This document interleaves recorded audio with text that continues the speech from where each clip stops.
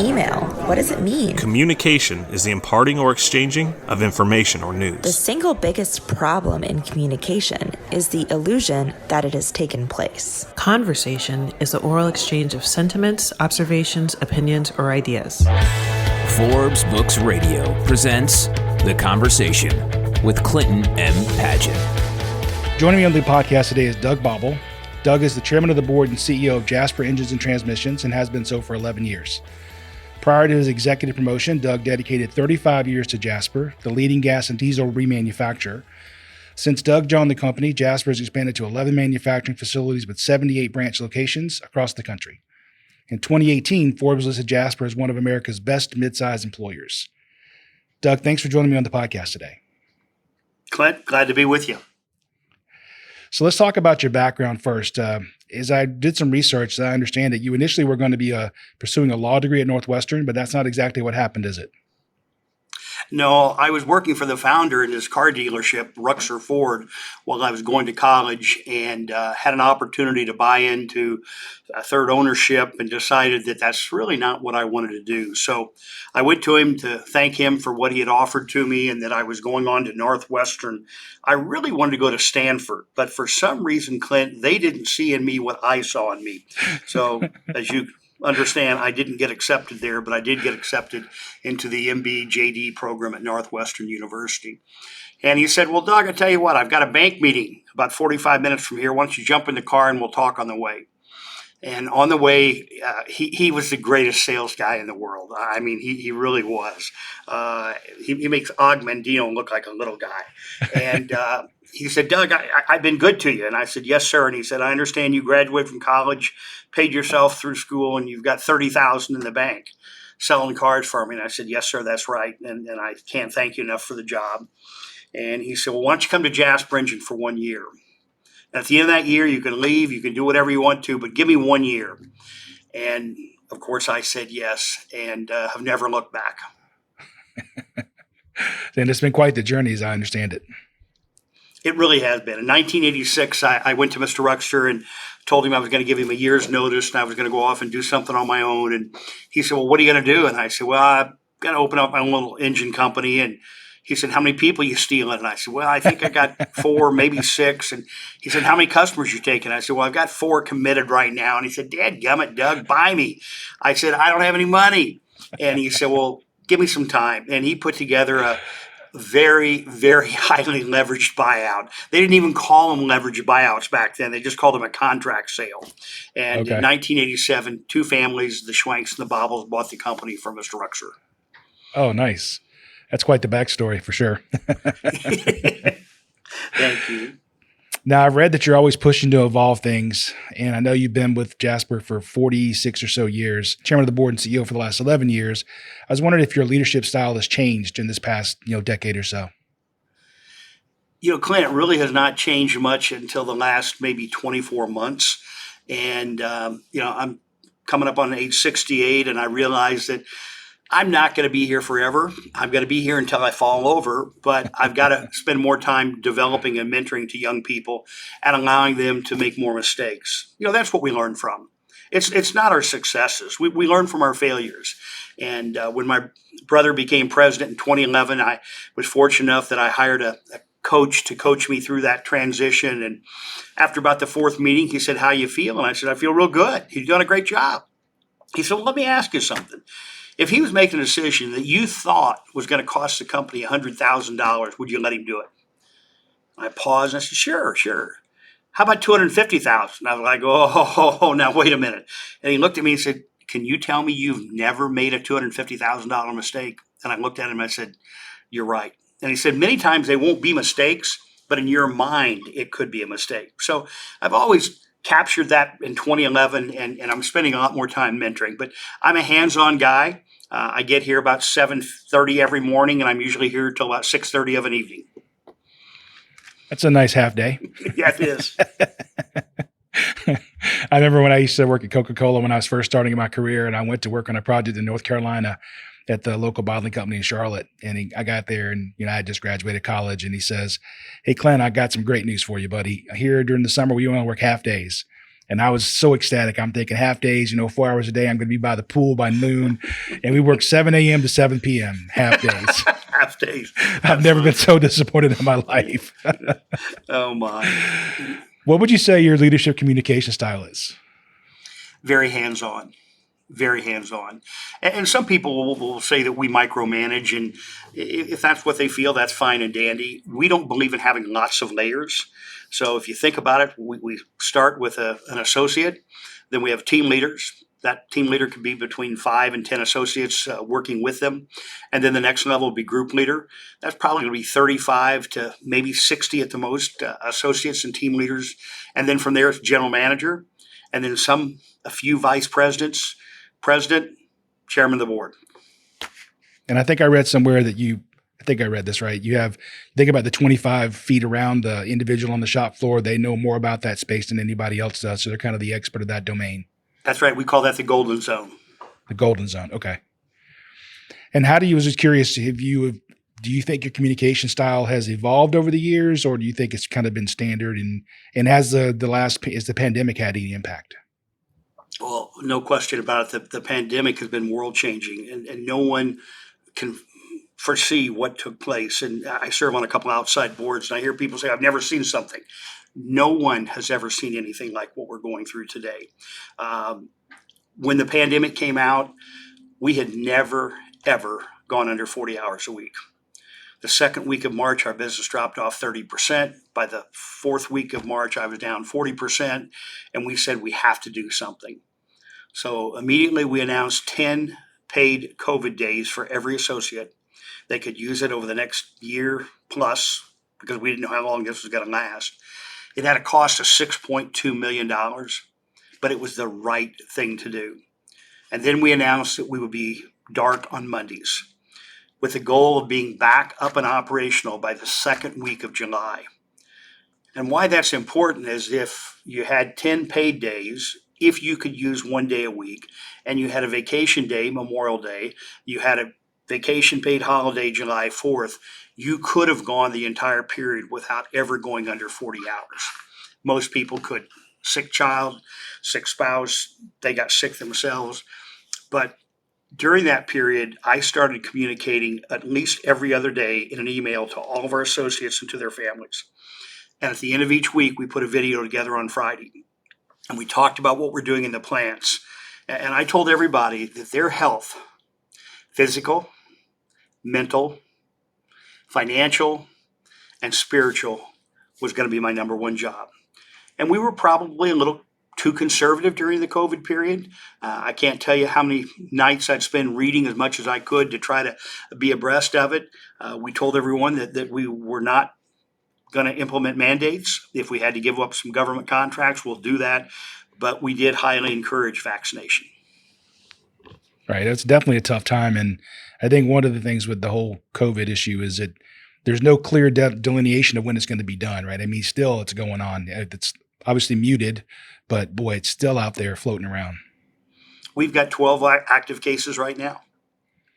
Yeah, it's one thing when you're going through a recession, you kind of see the end coming, but this one no, it's ongoing for sure.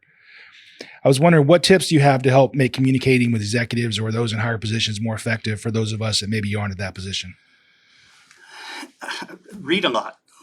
Years and years ago, I was reading a book, and this very, very successful individual began meeting with their managers, having lunch with them. And prior to COVID, 3 days a week, myself and a couple of the executives would meet with some of the general managers. There's no agenda. Just come share with what's going on, questions you have for us.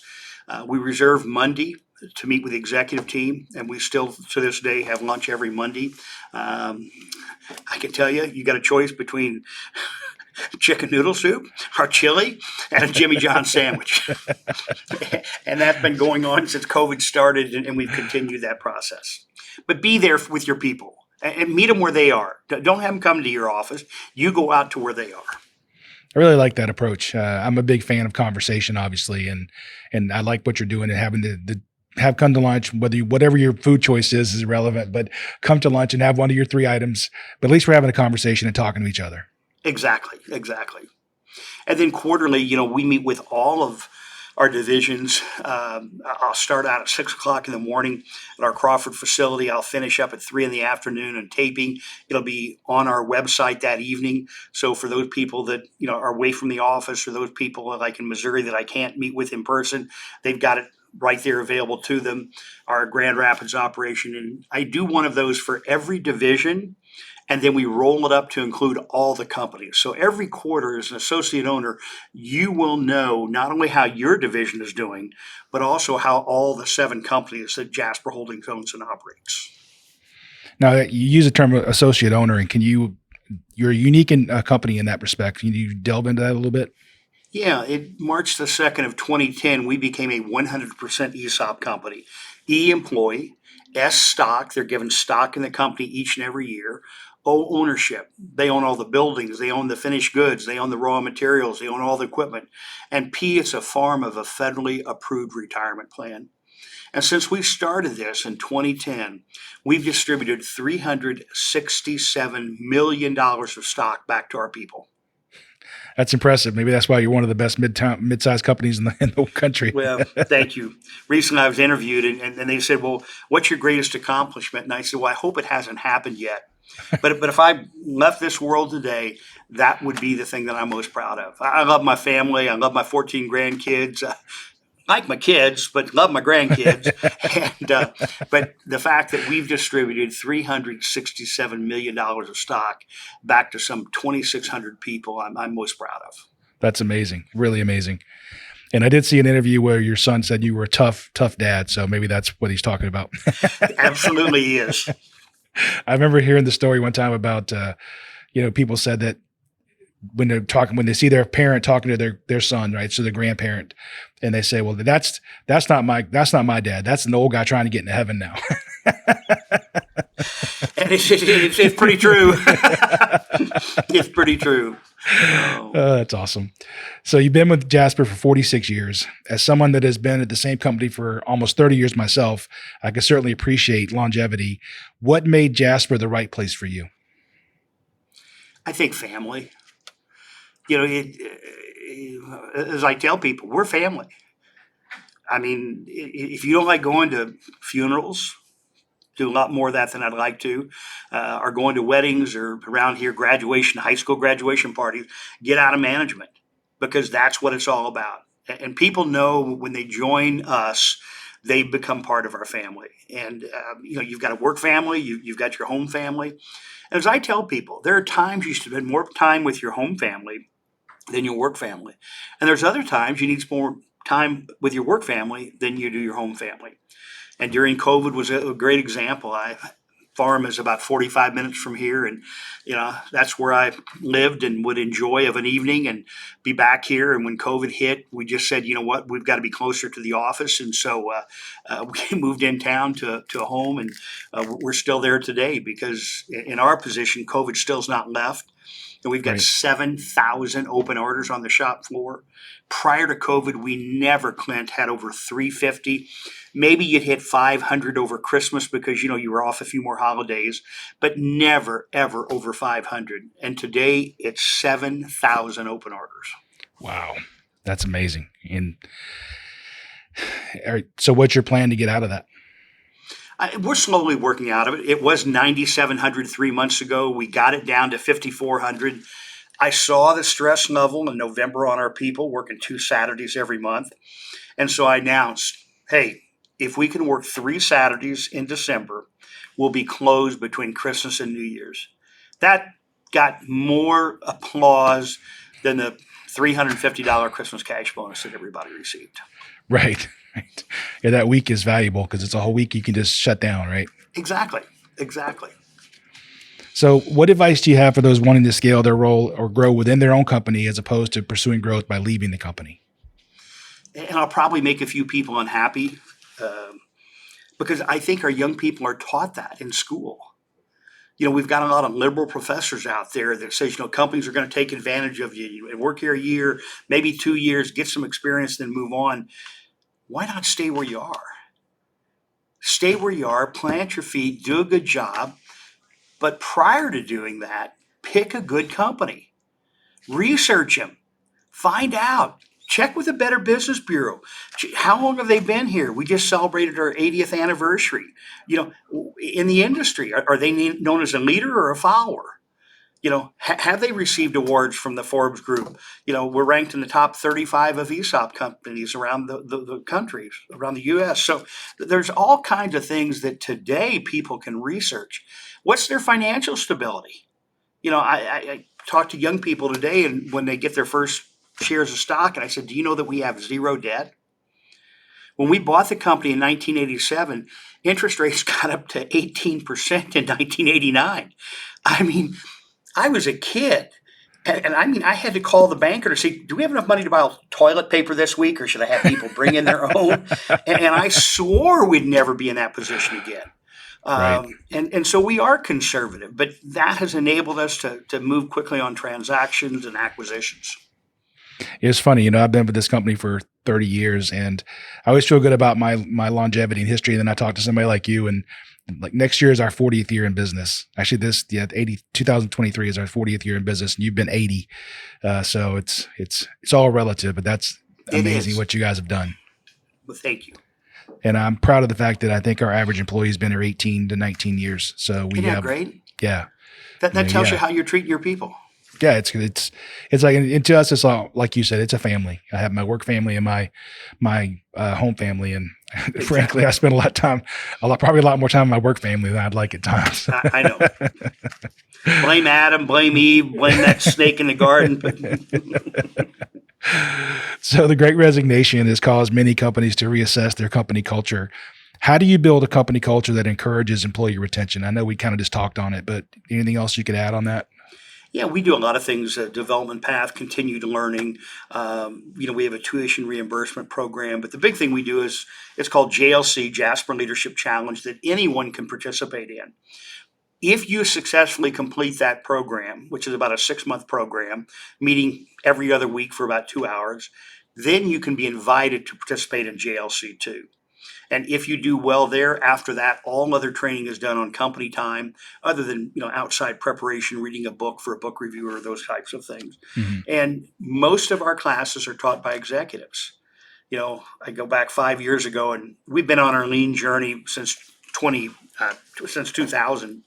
And they came to me and said, hey, boss, we want a fresh approach to this whole lean thing, and would like for you to teach a class. And I said, great.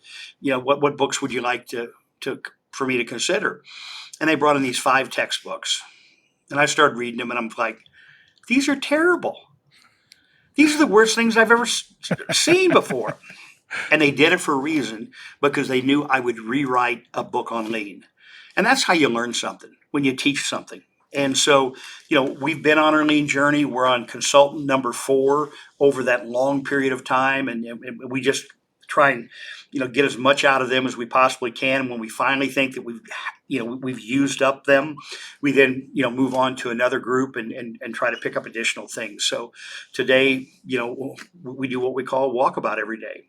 Every one of the executives, and if one of them is gone, they'll pick up the phone and say, hey, Doug, these are my 3 divisions. Would you check in with them? I have 4 that I do as well. But what do you need today that you don't have right now to meet your goals? You need people, you need resources. When I've been trying to get maintenance over here and they can't do it, or boss, I just can't get this material.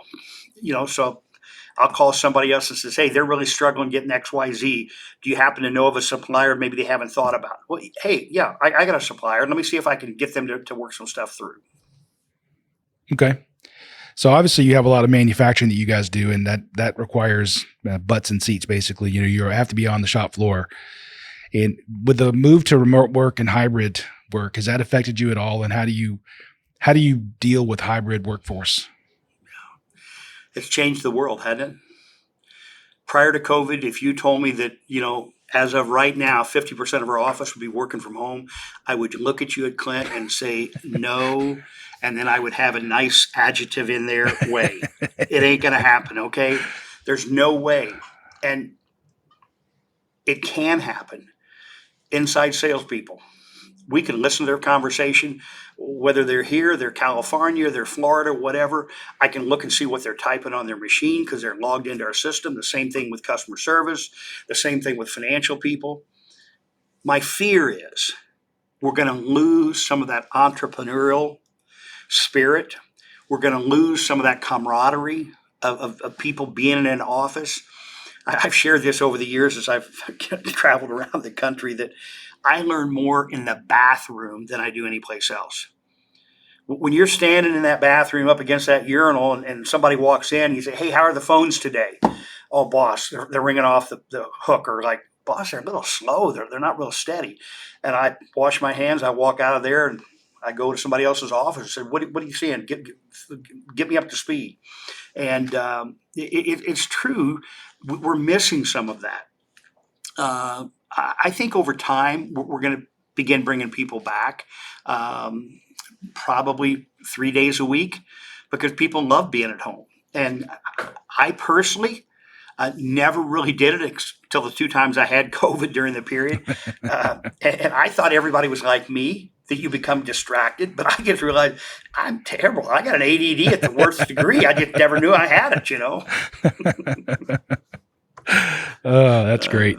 But I certainly agree with you that I see the benefits of remote working, less commute time and all of that. But there is a challenge of what you discussed. To me, it's a serendipitous conversation when you bump into somebody in the hallway or going to get coffee. And sometimes they would call that non-productive time. But I think you can learn so much during this non-productive time about, and it's not, you may be talking about the family and then something else comes up. You're talking about a different project and then that helps you solve a different problem that you're having on a different project. So I think there's so many benefits to being face to face. And I hope we don't ever go fully remote where we don't ever come together because I think we miss something.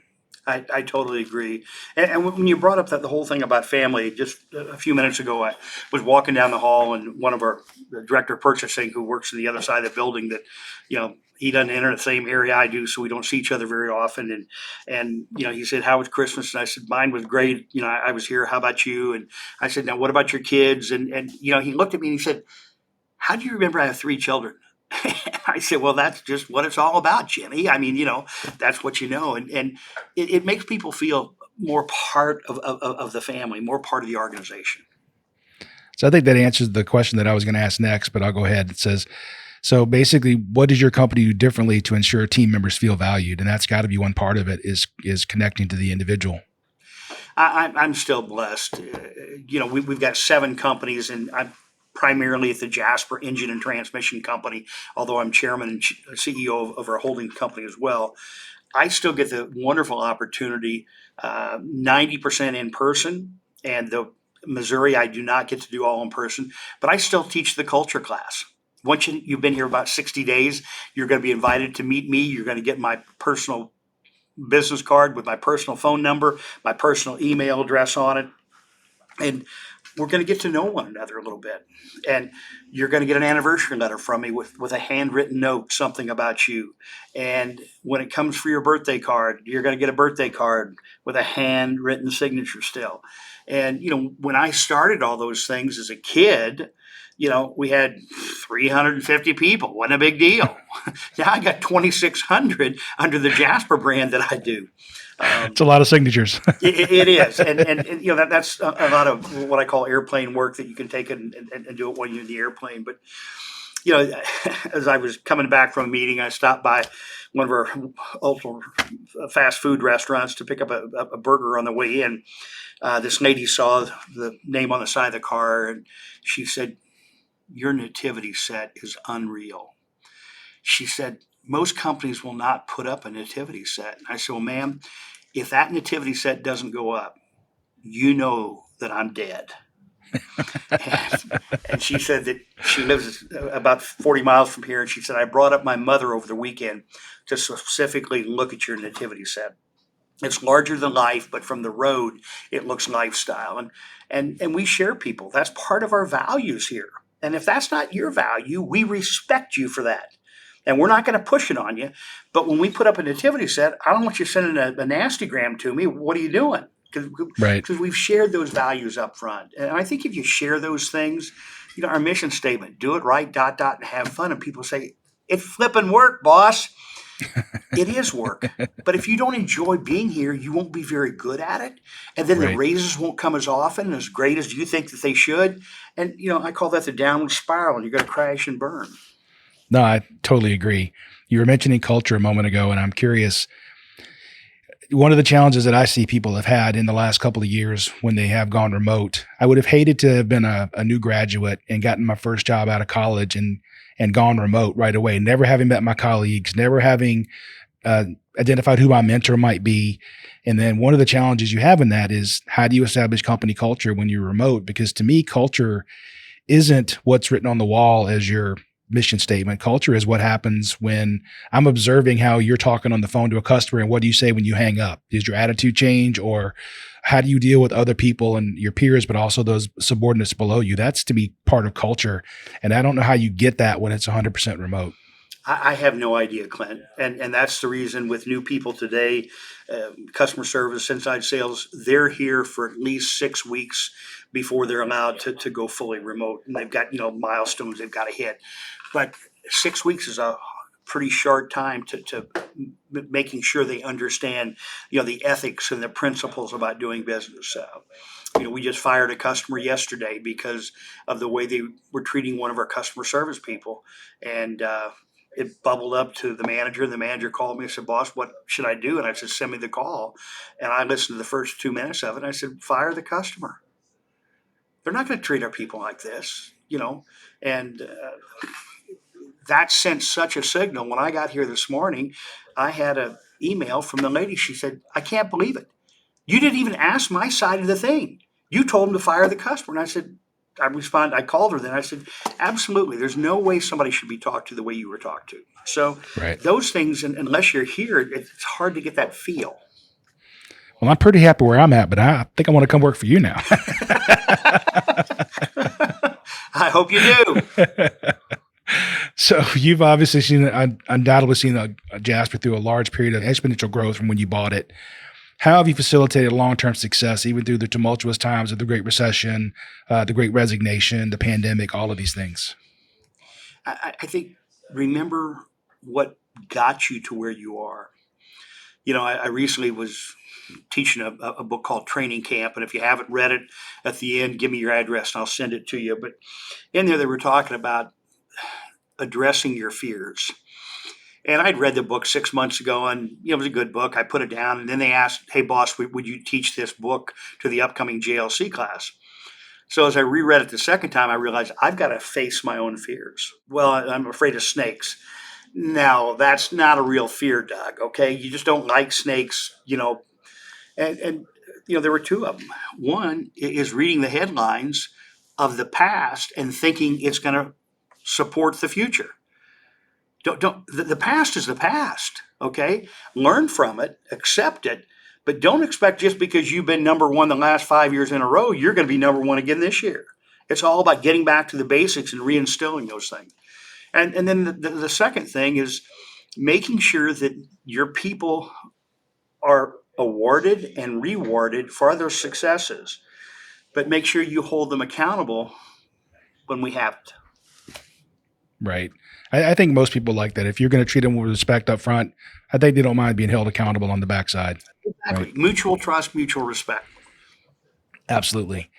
So one of the questions I have is, what type of communication do you think yields the most consistent results, especially whether that's on-site or whether that's remote? And do you have to treat them differently? Do you communicate differently to the groups? Well, I call it the platinum rule. Treat people the way they want to be treated. Our former chairman of the board was extremely detailed.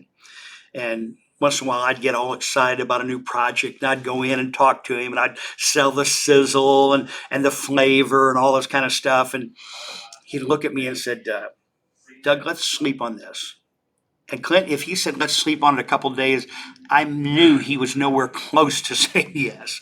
And I realized I've got to come to him the way he wants me to come to him, with the facts and the figures. So when I'm on the shop floor, I'm going to have reports that they are used to seeing. I'm not going to bring in my report that I look at every day. I want to show them the reports that they have on their bulletin board. What was your last audit in safety and quality? What gains have you made? Let's talk about those. And there are areas that we've not. What can we do to get gains there? Are we not giving you the proper training? Are we not giving you the proper equipment? What about the proper tooling?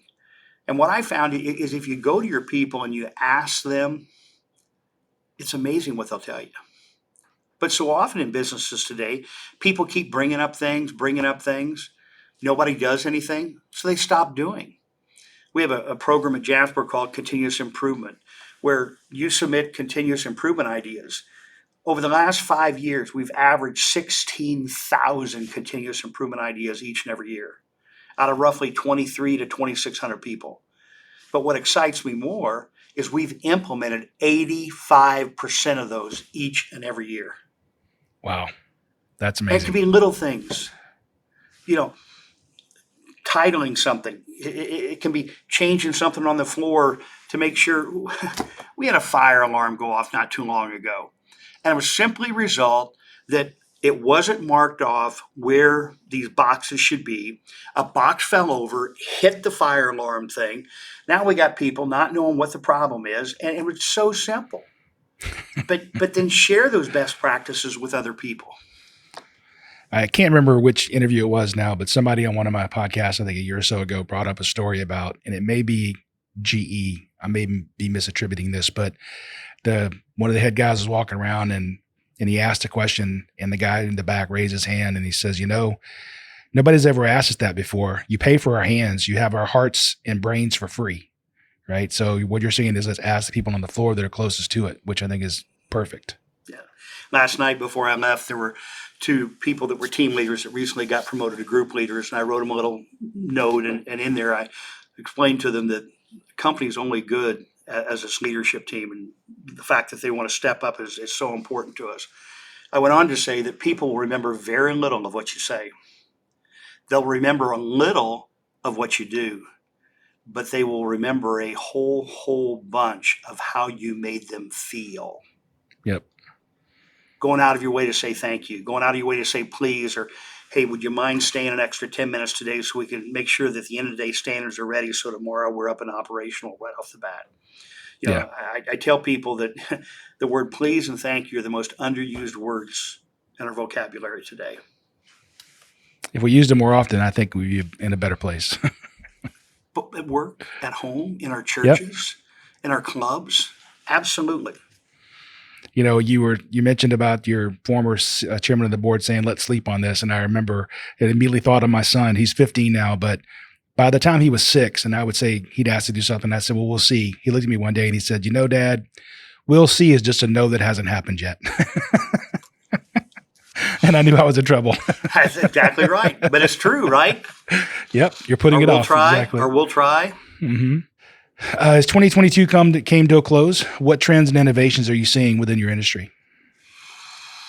If you look at our industry as a whole, we've got to do a lot more in automation. And because the variety is so different, it has a lot of complexities. And I think that we must become more of a leader in innovation of manufacturing automation. And what I mean by that is that find little things that you can do. Everyone wants to talk about the $1 zillion project. Well, let's find one little part that we do that maybe we can automate that. The big thing that we've done around here, and it's been a journey, it's a journey, is reducing lifts over 25 pounds. And when we first started that, I was a naysayer. I said, our people can't buy 50-pound dog food anymore. Let's put it in the associate handbook. You are no longer, and I'm making a joke out of it. But it is true. If you have that mindset that there's never going to be a lift greater than 25 pounds, you can reduce back injuries. You can reduce shoulder injuries. You don't have to look at the person you put in that job. Years ago, well, I can't put a female in that job because it's too much lifting. Well, get rid of the lifting, dude. Think of it a little bit differently. Right. And so that's part of it. And then the other part that you and I have already talked about is how can we better integrate those people that are working from home? Let's face it. I was just talking to an individual 2 days ago, and he was in the Midwest. They had a call center, and he said we had a unique advantage because we were in the Midwest. We weren't paying East Coast and West Coast rates, and therefore we could be more competitive in going out to these companies that wanted a call center and that kind of thing with people here on the ground of the United States of America. But he said now that people are working from home, these people that used to work in the Midwest at Midwest wages are now working for a company on the East or West Coast. And he said, my business is gone. Yeah. But the same thing with attorneys. I mean, attorneys never thought they'd be able to work from home. They're working from home. So the East and West Coast people are coming in, gobbling up Midwest, the same thing with quality control people, with customer service people, sales people. So we've got to figure out a way to bring them back. And part of that's going to be getting them to understand the culture they have. Now, this is not a 10-year from now question, or maybe not even a 20-year from now question, but you've been with Jasper for almost half a century. So looking 50 years from now, do you see EVs being a challenge for your business, or do you think there'll always be combustion engines and there'll always be work for Jasper?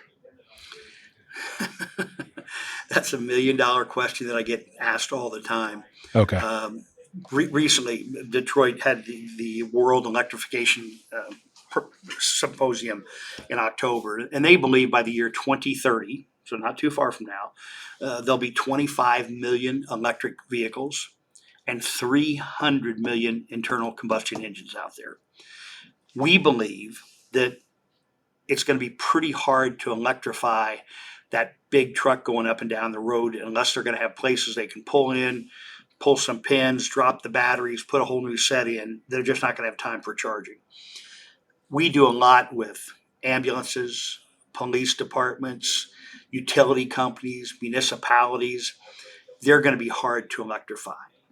Truly, we thought electrification would have been here a long time ago. We bought a company in the early 80s that did electric motors. And one of our big claim to fame was in the coal mines. We actually developed and worked with wheel motors that were electric.